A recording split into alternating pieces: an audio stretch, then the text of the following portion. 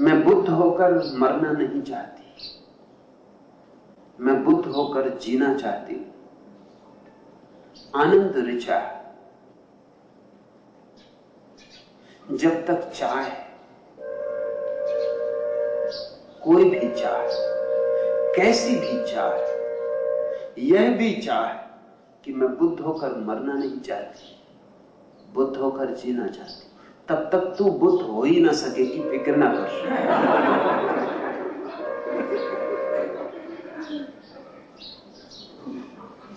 चाह के जो पार जाता है, समस्त चाह के जो पार जाता है, वही बुद्धत्व को उपलब्ध होता है।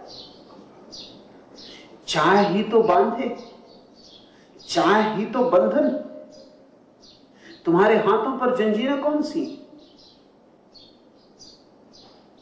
तुम्हारे पैरों में बेड़ियां कौन सी, तुम किस कारागृह में बंद हो,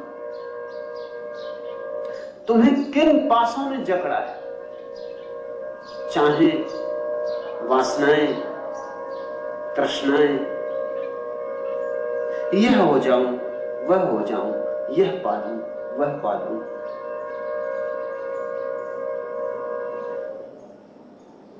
सिकंदर भारत आता था तो यूनान के एक बड़े फकीर डायोजनीस से मिलने गया था। डायोजनीस नग्न नदी के तट पर सुबह की धूप ले रहा था।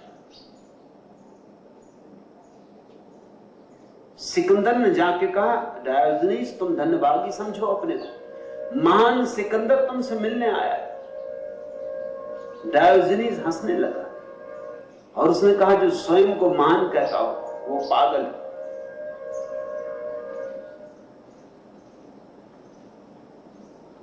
और मैंने तुझ जैसा दीन दरिद्र आदमी पहले नहीं देखा। ये महान होने का दावा आंतरिक हीनता को छिपाने के लिए ही किया जाता है। ये आभूषण, ये वस्त्र, ये नंगी तलवार, ये काफिला, ये फौज फाटा, ये सब दिखावा है। भीतर तो बिल्कुल खाली है।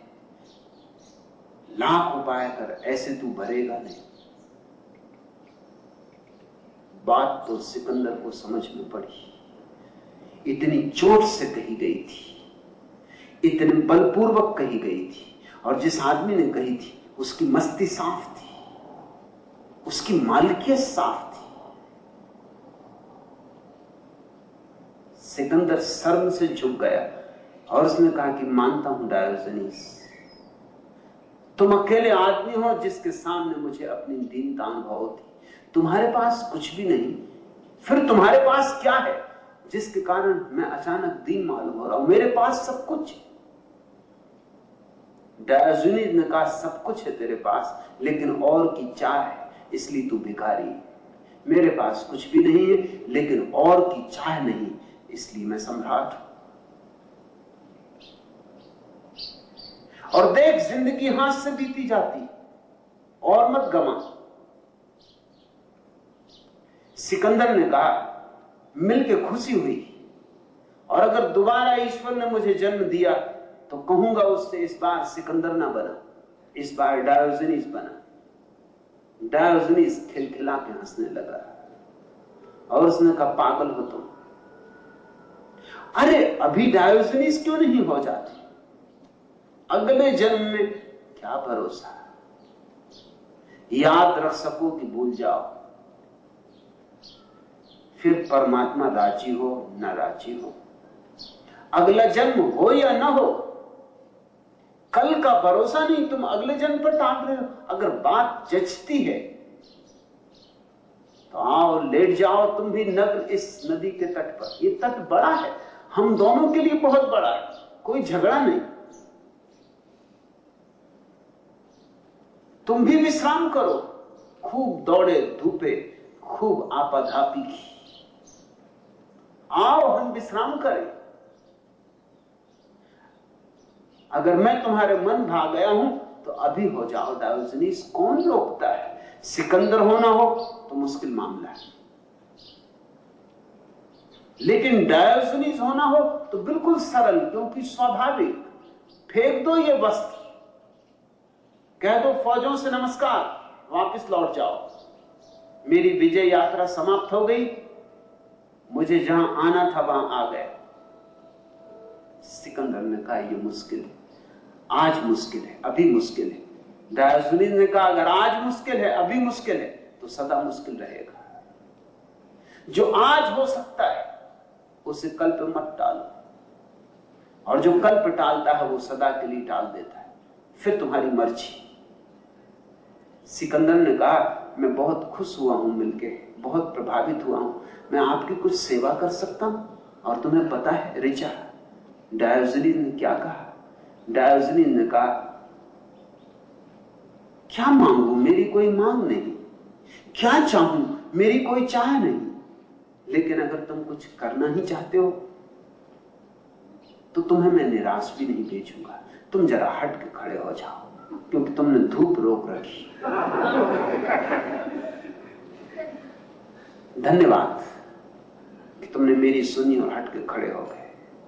और स्मरण रखना, जिंदगी में किसी की धूप रोक के खड़े मत हो। चोट खा के लौटा सिकंदर, भयंकर चोट खा के लौटा। चलते वक्त कह के आया था डायोजनीज से कि जब लौट के आ जाऊंगा यात्रा पूरी करके, तो इसी जीवन में तुम्हारे जैसा ही जीऊंगा। डायोजनीज ने कहा ऐसी यात्राओं से कोई कभी लौटता नहीं, ये यात्राएं वासना की इतनी लंबी है, इनका कोई अंत नहीं। वासना कभी पूरी होती? वासना दुष्पूर है, तृष्णा कभी भरती नहीं। एक तृष्णा मिटती नहीं कि 10 पैदा हो जाती। तुम लौट ना सकोगे, कोई कभी नहीं लौटा। ये यात्रा कभी पूरी ही नहीं होती।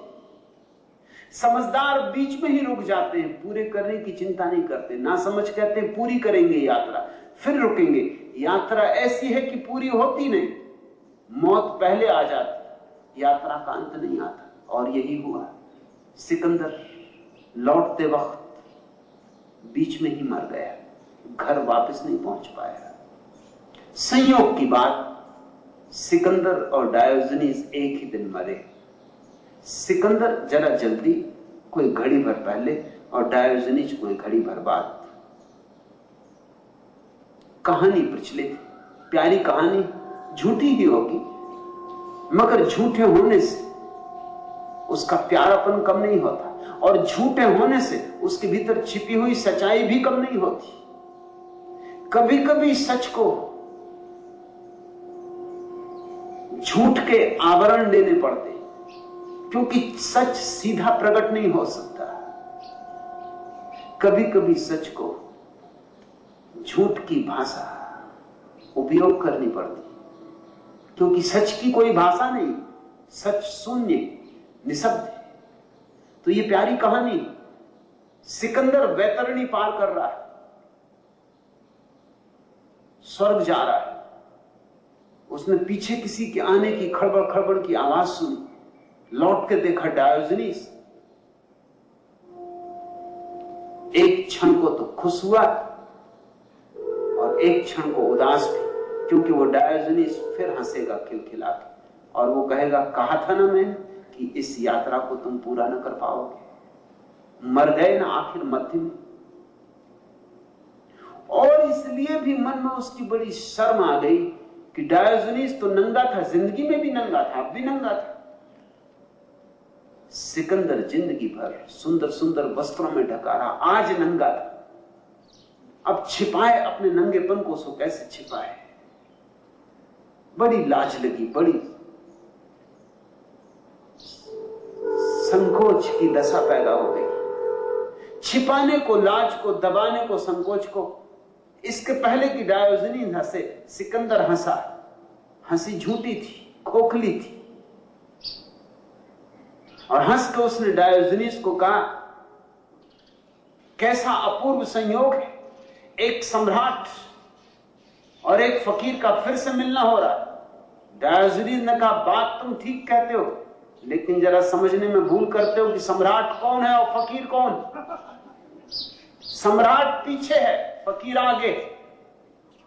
फकीर तुम हो, तुम सब गंवा कर लौट रहे हो, मैं सब कमा कर लौट रहा हूं, क्योंकि तुम्हारी जिंदगी चाह की जिंदगी थी और मेरी जिंदगी आनंद की जिंदगी थी, चाह की नहीं, संतोष की, तृप्ति की, ऋचा। यह आकांक्षा भी बाधा बन जाएगी।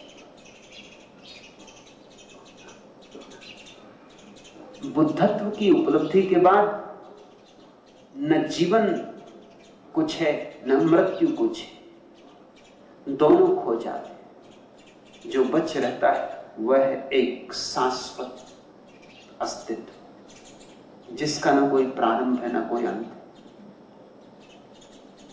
तू कहती मैं बुद्ध होकर मरना नहीं चाहती, मृत्यु का भय बना तो बुद्धत्व उपलब्ध नहीं होगा। तू कहती है मैं बुद्ध होकर जीना चाहती हूं, जीने का लोभ बना, जीवेशना बनी तो बुद्धत्व उपलब्ध नहीं होगा। बुद्धत्व तो उन्हें उपलब्ध होता है जो जानते हैं ना हमारा कोई जन्म है ना हमारी कोई मृत्यु है, जो साक्षी होकर देख लेते हैं कि जन्म भी देह का है, मृत्यु भी देह की है, हम तो दोनों के पार हैं, हम तो दोनों से अतीत हैं। जो इस अतिक्रमण को उपलब्ध हो जाते वे ही केवल बुद्धत्व को उपलब्ध हो पाते।